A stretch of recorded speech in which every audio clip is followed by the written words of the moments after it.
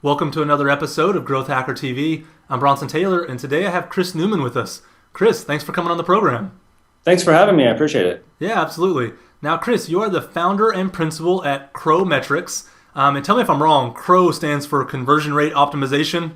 Yeah, so I originally said Crow, but I actually say CRO metrics now because of that. To make There you go. All right, so you're the founder and principal at CRO Metrics. And we'll talk about that company in a second because I think people are going to want to learn about what you do there because it's so relevant to everything the show's about. But first, let's talk a little bit about your career.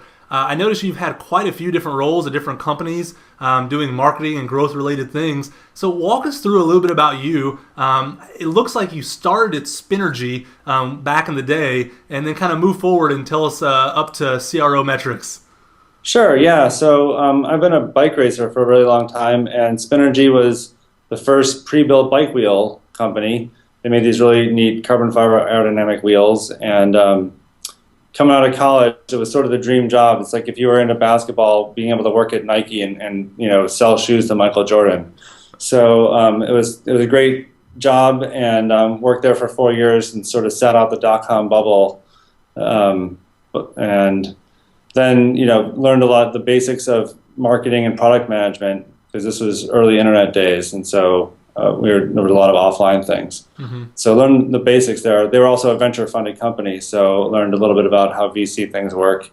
And then in 2000, my best friend from high school graduated from Harvard Business School and said, "Hey, I'm going to go to San Francisco and start a company," because of course that's what we're going to do in 2000.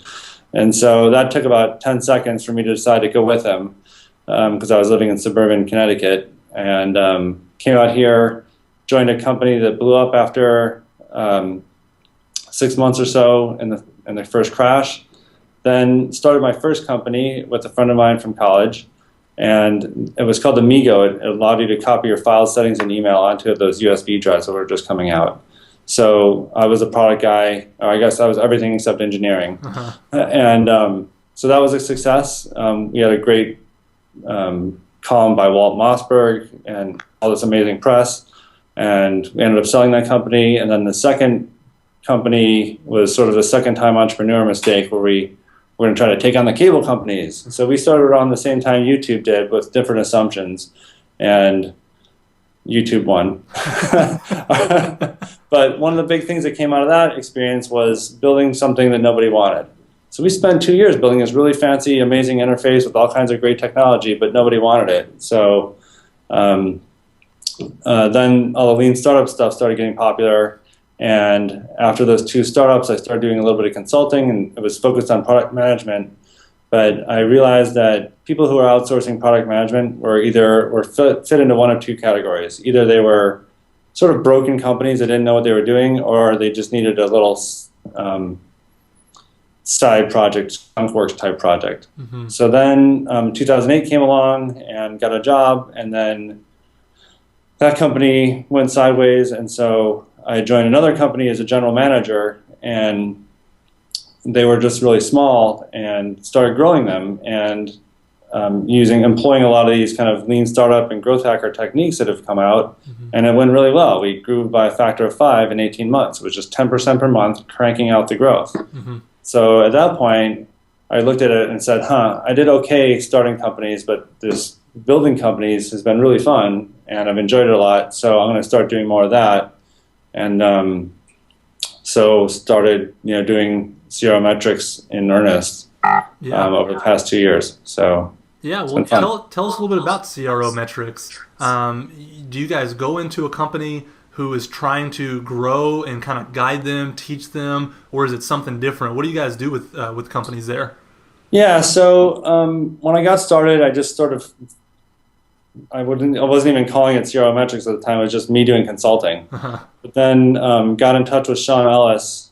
I don't know, 6 months or so into it, and he had been doing this for a while prior to doing Qualaroo or Catch-Free, and he gave me a bunch of tips that were awesome. The guy has saved me from killing myself in a huge way. Mm-hmm. So what I ended up doing is working with multiple companies at a time, and I've generally focused on SaaS companies or subscription-based companies, and the majority of that has been focused on business-to-business ones rather than consumer ones, although I have done other work for big companies like Facebook, just on a small project basis. Um, but I tend to go in there and be pretty full service, so I don't want to just leave behind a PowerPoint deck. I want to come in and set up the tests and run them, and help these people really execute on the entire process. Yeah. And I get brought in to help the team become more data driven and set things up so they can have the tools in place to continue the growth. Yeah. So what was some of the advice that Sean gave you that helped you so much? We had Sean on the show a week or two ago. When you come to him and say, hey, I'm going to do consulting kind of like you do in terms of growth, anything you remember from that conversation? Yeah, well, this is not going to be too relevant to the audience, but his number one piece of advice that's been hugely valuable was to read this book about how to be a good consultant. Well, hey, that it is what it is. Yeah, so that's the one piece of advice I've given to other consultants that's been really helpful, but he's given me a bunch of other, I guess, smaller pieces of advice. And, one of the things that was helpful is he's sort of the master of all this stuff. Talking with him a little bit, he gave me the confidence that I, wasn't screwing up, right? When you're by yourself, it's often, you can be sort of, it's easy to lose your self-confidence. But, he's been helpful as a guide in making sure that I'm doing the right thing. So there's not any one piece of advice I could give that says, hey, this is the thing to do. Yeah. Well, let's talk about some of the specific things you do for your clients. CRO stands for conversion rate optimization. So how do you define that? When you come in, you say, look, I'm going to help you with conversion rate optimization. What do you mean by that? Sure. I mean, I think that most business is done on rates, right? So, hey, we had 100 people sign up. How many people decided to pay us? It's a rate, but we really care about the rates. So the first thing is to make sure we're measuring the right rates. So if I come in and there's no measurement going on, I want to get some measurement going on. And the thing I like the most is just have a little daily email that comes out every day. And generally it's just a little script that runs in the background and looks at the database and says, hey, here's what happened yesterday. And you put in a bunch of metrics that are really actionable. And by sending those out to the entire company, they look at them and they start moving based on, that way everyone in the company knows what's being measured. Gotcha. Because you're kind of telling them what the KPIs are just by virtue of what you include in that email, right? Absolutely, yeah. It was funny. I have a funny story that one of the guys that I worked with at a client, he worked in the casino industry, and he was managing all the cocktail waitresses that give out drinks. So one day he just started putting up a list on the wall, here's an ordered list of the cocktail waitress and the number of drinks given out. And then the number of drinks, he didn't say like, hey, you get bonus on this or anything. The number of drinks just went through the roof. So I've seen that sort of influence happen quite a lot, and I think it's really important. Just everyone knows what's going on. No, that's great. What kind of rates? I mean, I know every company's different, but what are the rates where you kind of know you're going to be putting these rates in that email that goes out every day? Yeah, sure. So how many people signed up? How many people actually use the product, right? So I think of, and I know Sean likes to talk about this stuff, like the must-have experience is critical, right? If you sign up and don't have a good experience at the beginning of the product and then you go away, you kind of lost them. So, you want to look at the number of people that got to whatever the kind of core the must-have experience is, and then, how many people signed up, how much revenue you got. There's some kind of basic revenue things. And another thing I like to do is look at who your power users are. So I often will have like top 20 users, whatever it is. So like one of the companies I worked on was this company, Textmarks, that does SMS marketing. So I'd have a list of like who sent out the most messages, top 20 people who sent out the most messages the previous day. And then sometimes surprises would happen there, and it might uncover some little nugget that you could then follow a path down and open a growth opportunity up. Yeah, because then you can follow up with them, get a dialogue going with them, or they might be somebody famous and you can tap into their audience. I mean, there's all kinds of serendipitous things that can happen when you know what's going on, right? Absolutely, yeah. But if you don't know what's going on, you don't know what's going on, so you can't take action on it. Yeah. But I think that also brings up a really interesting point, which is those metrics have to be actionable and actually be directly like drive the success of the company. Because I've seen metrics be in these emails that are kind of the wrong ones, and then all of a sudden the company's taking action to optimize basically the wrong thing. Yeah. So give us an example, like what might be a metric that, it's a shiny object, we all want that to go up and to the right, but it just doesn't really matter.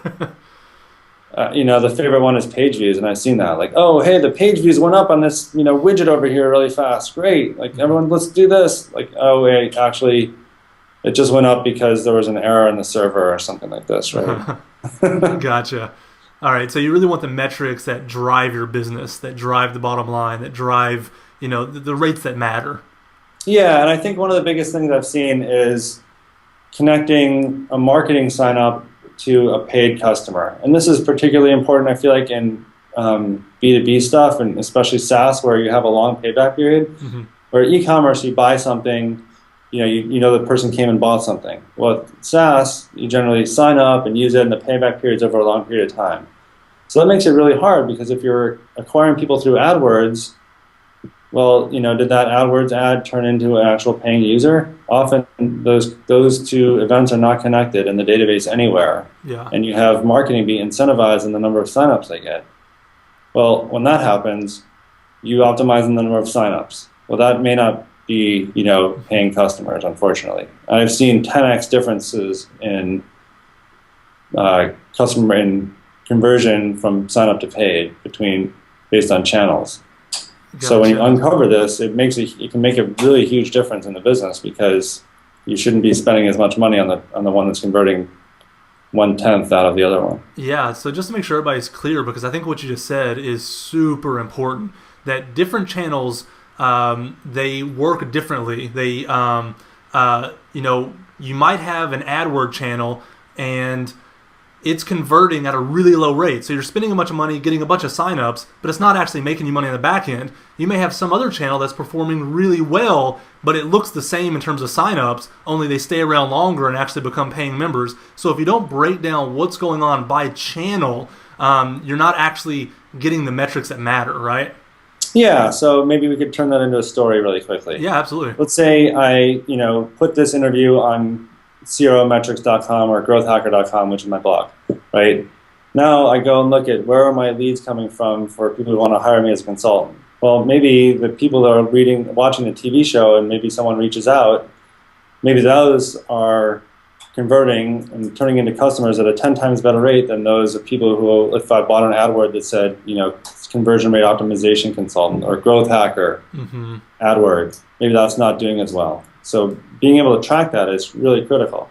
Yeah. And I think it used to happen offline in sort of a more casual way, where a salesperson might talk to their customer and say, hey, where'd you hear about us? And then the feedback came that way. Well, now with these large scale systems where everything's automated, that sort of doesn't happen. And so you end up with these things being disconnected, and you have a misalignment of incentives where marketing is just being measured on how many signups did you get. Mm-hmm.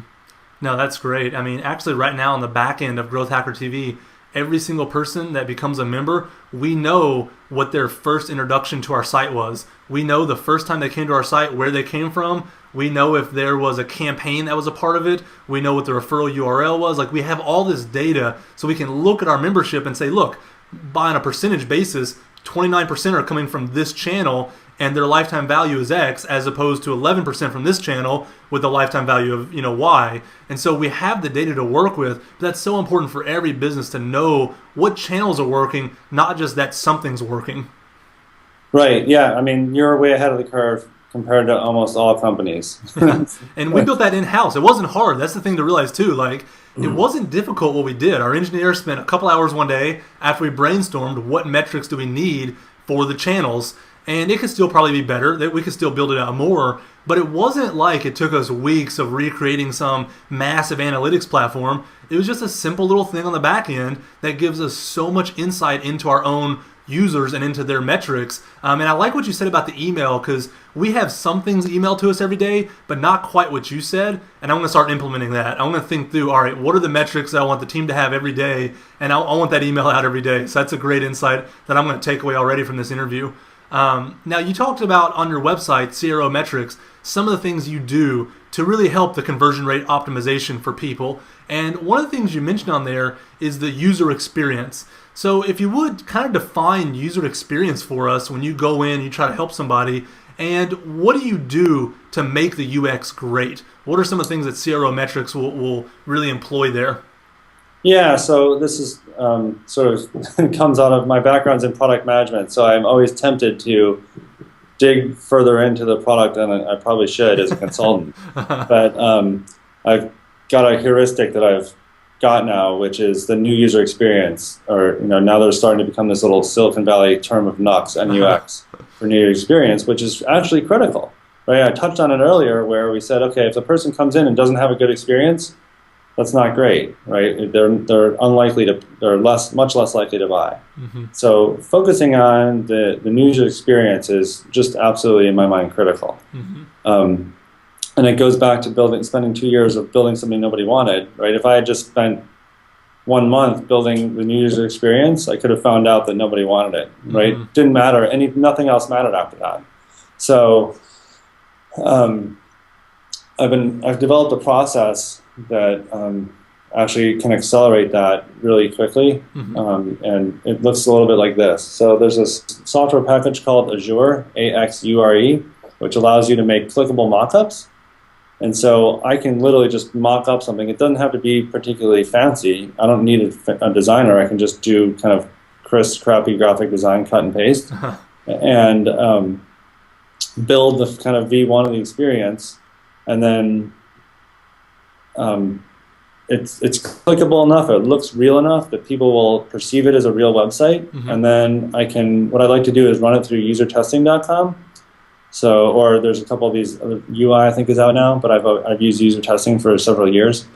But the thing is, you can run people through usertesting.com, see how they react to it. It's obvious there's almost always some sort of holes, mm-hmm. and then you can watch the usertesting.com video, fix the problems you had in the user experience, and then iterate. So at this point, I can iterate twice a day if I want to, uh-huh. which is amazingly faster than typically I see on the order of months. Yeah. But by optimizing through this loop really quickly, you get to a good user experience fast. And there's always often weird things. Like I was working on a little side project once that was going to help women change their names after they get married. Mm-hmm. There's a lot of paperwork and annoying stuff that is involved in that. So step one was sort of give us your name and email. Step two was start giving us your personal information. But they went right from one to the next. So in step two, people started filling it out and they started freaking out when they saw social security number in there. Mm-hmm. So we were like, how do we get over this? So what we did is we inserted an interstitial page. It was sort of a little letter that was like, hey, you can trust us, everything's secure, and scan in our signatures and put it on there. And then people were happily typing their social security number into this like completely non-functional mock-up. Uh-huh. So at that point, we knew for sure this was working and it was going to work out great. And actually, I've incorporated this process into my new client pitch. So when someone talks to me, I'll actually just run this user test with them, and I'll often go in and show them the video and say, hey, here's a couple areas where I think we can improve. Uh-huh. Now, that's a great insight. I've never heard of mock-ups being used as the user test, because now your cycle for iteration just got shortened dramatically, because you're not actually writing code and building websites. You're moving things around in a mock-up that Azure is taking care of. And so that sounds like an incredible way to really shorten the time frame to get to a new user experience. Is that the main thing, to shorten that time frame? It is. You can't always do it, or if it involves some sort of thing that has to really happen, mm-hmm. It doesn't always work. But it can work. Even for an established product, you could just come up with a completely different flow that's a mock-up, run it through user testing, and it's only just some individual people. So even if it's horrible, you'll find out really fast, right? And this comes back to a lot of the area I provide is just getting out of the management opinion business, right? If you're sitting in a meeting, it always goes back to the hippo, right? Mm-hmm. I'm happy to take anyone's opinion. Let's just run it through and test it. And I've done this, right? You have always people in meetings who are loud and want to say, oh, we should do it this way. You guys have it all wrong. Mm-hmm. I've literally gone and taken 3 or 4 different people's opinions. And the one in the particular I'm thinking about was an software engineer, right? And I pushed her really hard to give me what she wanted, what she thought we should do. And I was like, I don't care. Just draw it on the back of a napkin. And I did. She did. And I did it, and it was great. So I guess kind of going back around is I look for ideas everywhere. Yeah. Because a lot of people have good ones, and this allows you to test many different ideas, and one of them can work. So it's not so much of just shortening the time frame because it does that. It's also to kind of level out the political playing field that happens in meetings. Because now, if you can do something that quick and that easy, everyone can have their shot at user testing and see what the results actually show us. And we don't have to just go with the person who's the loudest or has the most seniority or whatever the case may be. We can really let the data speak where it should.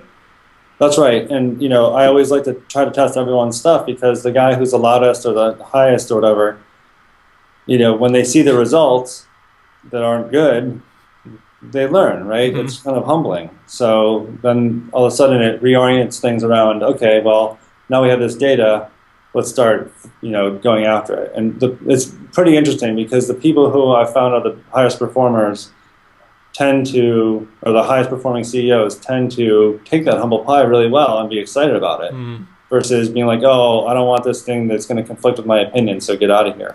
Yeah. Right? I'm sure you run into all kinds of fun stuff being a consultant. My hat's off to you. I don't know if I could do it. I actually think it's really fun. I've been learning a ton, and there are the challenges, but it's been really, really fun. So yeah, I'm going to keep going for a while. No, and it sounds great. And it seems like you have a good thing going with CRO metrics. Talk to me a little bit about A/B testing, because on your website, again, that's kind of one of the tools that you guys have in the tool bag there. What kinds of things do you recommend A/B testing, or what kinds of things do you just find yourself A/B testing on almost every job that you take on? So the headlines, copy is just always the easiest, lowest hanging fruit, and I have a reasonably close relationship with Optimizely, and I told those guys they should just have their first user experience be like, hey, test the headline, right? Mm-hmm. Just detect the H1 tag in the page and just try to have people test the headline. So I always like to test copy, and so I think of A/B testing, though, just kind of going to the main part of the question, is I think of A/B testing as a hypothesis validation machine. Mm-hmm. So there's been a bunch of articles out there where it makes it sound like, oh yeah, it's just throw a bunch of darts at a dartboard and one of them will stick. I don't like that. I think of it much more as hey, we have this hypothesis or a series of hypotheses. Let's test them to validate them, right? Because it's not just like better or worse; it's also a magnitude, right? Mm-hmm. We tested it; it was 5% better. Well, that's not that great, unless you're Google. Mm-hmm. Or we tested it and it's 30% better. That's amazing. So. Or 50% better, or 100% better. Mm-hmm. So then, the next question is usually, how do you come up with a hypothesis? Which I found one of the most challenging things. People generally don't know what to test. And I don't think of it as like what to test. It's not like, round buttons or green versus red buttons. That stuff will get you a small amount of lift. Mm-hmm. But it's the deep customer insights and understanding what the really must-have experience is. Mm-hmm. Is kind of circling back to some of Sean Ellis's work. Really deeply understanding that is critical importance. So I've been a huge fan of Qualaroo since it was a side project inside of KISS Metrics. Mm-hmm. One of my favorite little hacks is to just put, hey, what's the primary benefit you get from whatever the site is on the logged in page of the paid users. Mm-hmm. So then you can look at that data and say, oh, they said collaboration. Right? And then if they say collaboration a bunch of times and you go back on your website, it doesn't say collaboration anywhere, guess what word you should use? Right? So feeding that back in is really important. But then you can actually take it to the next level, which is sort of one of the Sean Ellis playbook things, which is ask actually a series of questions, right? First question is, how disappointed would you be if you could no longer use it? Mm-hmm. And then what's the primary benefit? And then why? So then you can look at the people who said they'd be very disappointed because these are the people really adding value to. Mm-hmm. And then what's the primary benefit and why gives you that really deep insight as to what is the core value you're providing. Yeah. And once you do that, you can reorient all your messaging on the site around those people where you're delivering a lot of value. Yeah. So, and I've actually got some, I've seen this a bunch of times. So just a hypothetical client, I had, feature A and feature B. Mm-hmm. Well, feature A was used by a lot of people, but many of them said that it wasn't particularly valuable. Right? The people who said, not disappointed or somewhat disappointed were primarily using feature A. But there was a small minority, 10 or 20%, that were using feature B that said very disappointed. Well, those are the guys you go after because they're the ones who don't have a substitute. Mm-hmm. So feature B can't be found elsewhere. Feature A can be found by many other solutions. So really focus in on doing a great job for feature B and growing that part of the business. I think that's how you lead to a bunch of profits. Yeah, I really like those insights into A/B testing. Tell me if I'm wrong here, as I kind of summarize some of your thoughts. You can throw it like darts at a dartboard, and you'll get some incremental increases. Yes, A performs better than B. Let's go with whatever. But what you're saying is, if there's some kind of deep intuition, if there's some kind of insight, if there's something more that you're bringing as a hypothesis into that A/B test, then you're going to move much more rapidly because you're tapping into something deeper. So if you're seeing them use the word collaboration, then you use that word as a hypothesis that it might perform a lot better as a headline. And now you're not just throwing a bunch of random words into your headline, you're using their input to have a deep intuition into what to A/B test, which can move you much further along the path more rapidly. Do you think that's fair to say? That's right, and I would even go so far as to say that you could even go next. The next level would be to do some direct customer interviews, right? The whole Steve Blank get out of the building thing. Yeah. You go and talk to people, you'll find out some things that are always, you just kind of understand what their workflow is like or what pain they're feeling. Mm-hmm. And when I'm doing this, and I'll do this with user testing as well, I'll be like, well, what's your current solution? I'll often listen to sort of the meta conversation that's happening. Mm-hmm. So like, not the words that they're using, but also sort of how they're feeling. Listen to like what's their tone of voice. Mm-hmm. Or, for instance, with a heuristic I have is when I'm watching a user test, if I notice that there's a period of silence with the person clicking their mouse a bunch of times, that's about as confused as they can be. Right? So if they're sitting there just like, and clicking the mouse, you know that you've got a huge problem right there. Yeah. Even though they're not actually telling you, hey, I don't get this, I don't understand what this is, they know they're being watched and they're nervous. Yeah. So, listening for people being passionate about something is an area where you can understand that there's an area for opportunity. Yeah, see, this is so good because so often when we think about A/B test, the conversation doesn't then go to Steve Blank customer development. Like that's a separate thing in people's minds. Like, oh, there's A/B testing over here, and there's Sean Ellis asking them how disappointed they'd be over here, and there's Steve Blank customer development over here. You know what I mean? It's not the same conversation. But when I ask it to you, you go there because those insights are what's informing your A/B test, which is allowing you to move so much more efficiently. And I think that's the first time I've seen them come together so clearly is right now as me and you talk. So it's helping me kind of understand this stuff a little bit. Wow, that's crazy because you talk to all the cool growth hackers, so I'm actually kind of surprised to hear that. You know what? I learned so much every interview because there's so many pieces of this puzzle that there'll be parts of it that are clear, parts of it that are unclear. And I mean, that's something for me just to say to people listening to this right now is no one knows everything. I mean, no one has all this stuff together. No one's like the pinnacle. They've got it all figured out. Everyone has a little bit of insight based on the experiences they've had. And they need to be humble and learn about the rest of it because it's a big growth world out there that we're trying to get a handle on. So I'm glad to learn from all these different interviews that come on here. Now let me ask you about this. You mentioned copywriting a little bit already, but at the end of the day, to you, is copywriting just a little bit of icing on the cake, or is copywriting a really big part of conversion rate optimization? How do you see it shake out? Well, so the copywriting I don't want to have a super clear answer on it. It's going back to that hypothesis validation thing, right? So we said feature A and feature B in that story earlier. Well, let's say you decide that feature B is the thing you're going to orient your headline around. Now you got to come up with a headline, right? Mm-hmm. So I'm okay at copy, not great, but there are people out there that are great at copy, so I think it's worthwhile to hire them, right? So I have on my team sort of available to me a professional copywriter who's a professional blogger, and I use him when I need to come up with an idea like that. Mm-hmm. So I think that good, clear, concise copy is very, very difficult, and it's worthwhile spending real time on. So. Yeah. No, absolutely. I mean, I agree. I think it can be huge. But again, A/B tests will tell us, how huge it is for the specific project. On your website, you also mentioned that you all systematize the sales process. And I want to ask you about this because I'm not totally sure what you mean there. How does CRO Metrics systematize the sales process? What do you mean by that? Sure. So, a lot of my practice focuses on business-to-business companies. Mm-hmm.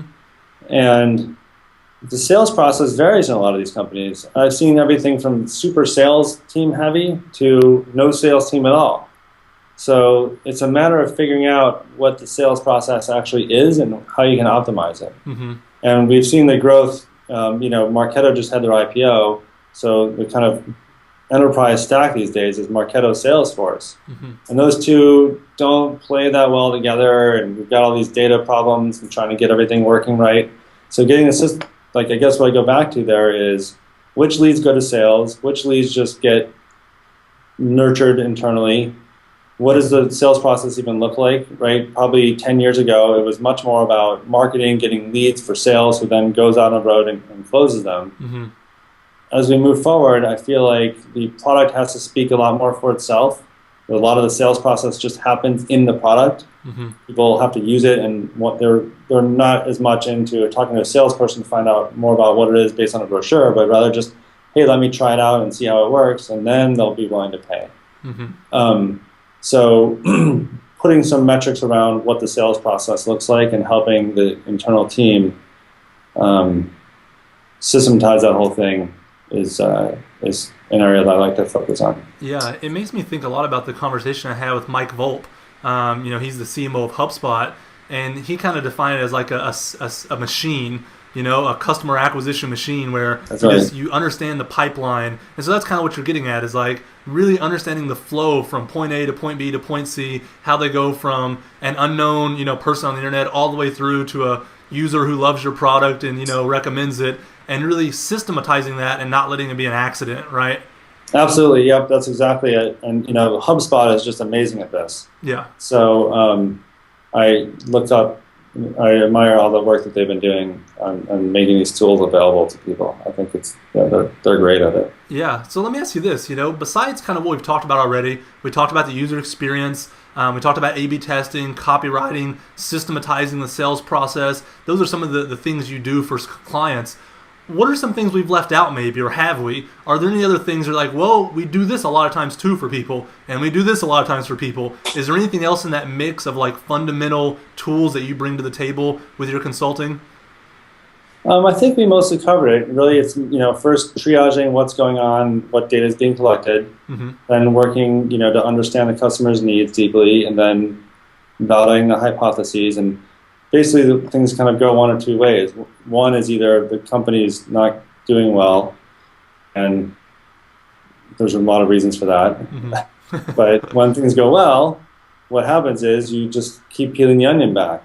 And maybe your AdWords gets split into multiple tests on each individual AdWord. I've talked to companies where they knew exactly what position 1 and what position 2 cost, and they had multiple MBAs running optimizely tests, just to get from position 2 to 3 and et cetera, Mm-hmm. on one keyword. So you can get really, really down to something small as you kind of continue to grow and grow and grow. Mm-hmm. But at the end of the day, I always say, like, this is all about figuring out what works and doing more of that. Yeah. Figuring out what works is hard, though. Yeah, absolutely. It comes back to all the stuff you talked about already. Now, as you look at your clients kind of in general, in aggregate here, what are the mistakes you see them make the most? Of everything we've talked about, is there something we can be like, yes, almost every time I go into a new client, they're probably making this mistake. It's just almost universal. Anything like that? Well, I don't know if there's selection bias, right? I think that there's probably some selection bias where they call me because they generally don't start an engagement until they know they have a problem. Mm-hmm. So, of course, the stuff we talked about is the areas where they need help. Yeah. Well, maybe even within the stuff we talked about, because we talked about, analytics, we talk about A/B testing, we talk about, systematizing the sales process. Of those, is there one that really stands out as something they fail at often? Well, so I think this goes back to, I probably should have told you in the last question, which is the new user experience and making sure you're a product market fit. Mm-hmm. So this is probably more my mistake, where I'll take some clients that maybe aren't a product market fit or aren't quite there yet. Mm-hmm. And so all the kind of growth hacking in the world doesn't really matter, because if you don't have something that people want to use, there's not really, Mm-hmm. any multiple of 0 is still 0. Yeah. No, that's great. Let me ask you this. In terms of conversion rate optimization, as you look at your work, what's most surprising to you in terms of what actually moves the needle, in terms of what actually works. Is there anything that you're just kind of like, usually surprised by that it actually works often? Yeah, so I go back to copy, right? Like you can do all these fancy tests and stuff, and I feel like often they don't work. So just keeping the pace up and trying copy and trying stuff is a critical success factor. Mm-hmm. The thing that I guess has been consistently most surprising is my inability to predict what's going to work. Really? Yeah. I think when the Obama campaign released some of the stuff they've been trying during the 2012 election, they talked about how the email marketing team was trying all sorts of subject lines, and they started betting on them internally. And then I think the one that worked best was something really funny like "Hey" or "What's up," something like that. That was like the number one converting subject line. Yeah. So you just can't. No, there's no way in any meeting that people would say "What's up" is going to be the winner. Like, it's just not going to happen. For a presidential campaign trying to raise money through email, "What's up" is the winner. Yeah, you wouldn't know that. No one would. No way they would do that through any other way than just testing crazy stuff, right? And so that's one of the biggest drags I find is that, getting someone a client to accept "What's up" as a subject line is actually hard, right? You'd be like, hey, this is terrible. We don't want to have our brand say "What's up." And so, that's one of the key challenges is making sure testing is moving forward and, you're moving through the kind of negative political capital around, we don't want to test a subject line that says "What's up," or similar tests, like crazy things. Yeah. You have to sort of test and decide, where are you willing to move on your brand versus, make some gains. Yeah, and that's a good point you bring up. There's kind of this reflexive equilibrium where, sometimes you're not willing to budge on the brand even if a test says you should. And sometimes you're willing to budge on the brand when the test says you should. And so you really have to think through those because they're not a right or wrong answer. You just have to decide as a company, where are you willing to budge and how much are you going to be data-driven versus data-informed versus we know some data but we're not going to let it influence us. And you have to kind of decide on that continuum where you're going to land as a company. Because to some people, brand is everything, and the data, if it works in our favor, so be it, Right.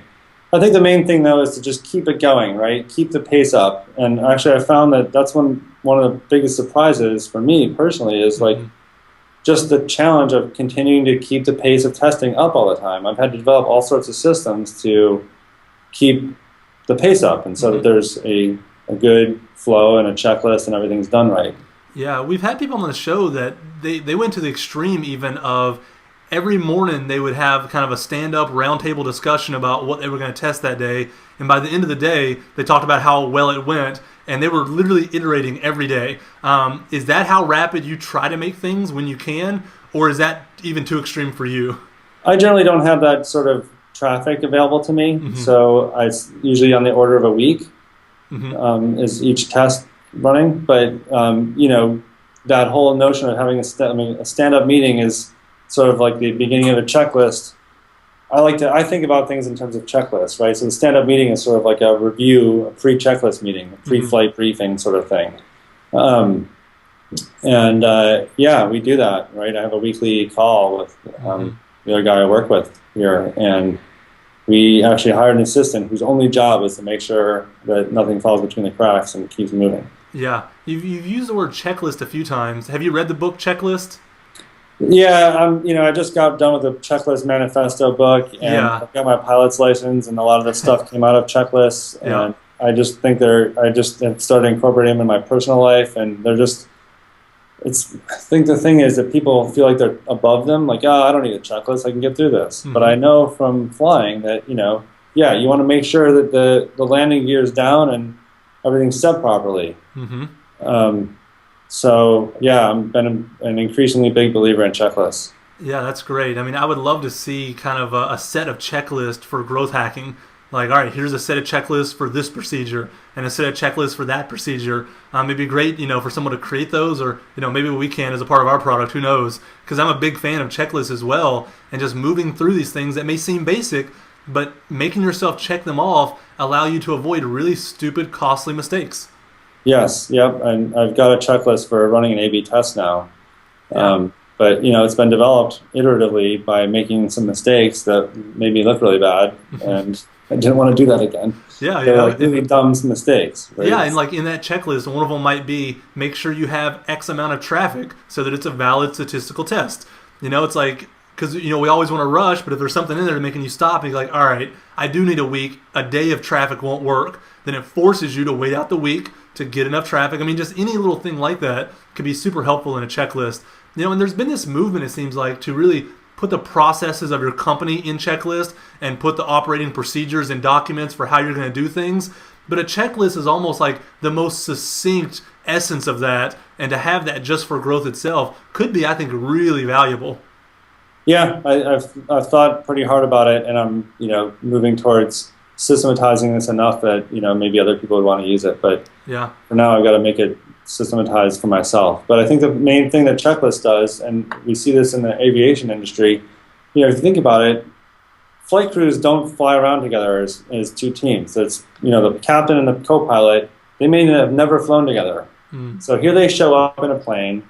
They've got to decide, how to fly this super complicated aircraft and who does what at what time. And it's really important that each guy does his role properly. Mm-hmm. And so, that's the ultimate expression of this. But I think that from a just general company systems standpoint, the thing that standard operating procedures and checklists allow you to do is move the skill set needed to accomplish a task down so that more people are able to do it with fewer errors. Yeah, I think about, as a bad example maybe, but McDonald's, like, they can create this, crazy complicated machinery that feeds how many people every day through people that are in high school, or, that kind of thing, because there's procedures in place. There's checklists in place. This is how you make a Big Mac. You don't have to be a cook or a chef and understand the mechanics of a burger. You understand the mechanics of a checklist, and you can follow those rules and, regulations. And so checklists just allow us to really unlock potential that's latent in humanity, I think. That's right. And the book, the Checklist Manifesto book, talks about it, application to surgery.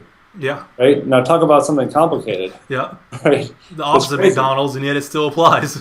Yeah, no, it really does. It's the use of checklists has made a big difference in the outcomes because they just make sure that the person's got the, antibacterial pill in 1 hour before the surgery. And they go through the list. Oh, wait a minute, you didn't get the pill. We better get this going, right? Mm-hmm. And that makes a difference. Absolutely. So, yep. Well, Chris, this has been a great interview. I have one last question for you here. As you kind of think about our audience, people that are trying to start companies and grow companies, what's the best advice that you have for any startup that's trying to grow right now? I have sort of three things. The number one for an early stage startup, well, I guess for anybody really, is reduce the time to the build, measure, learn cycle.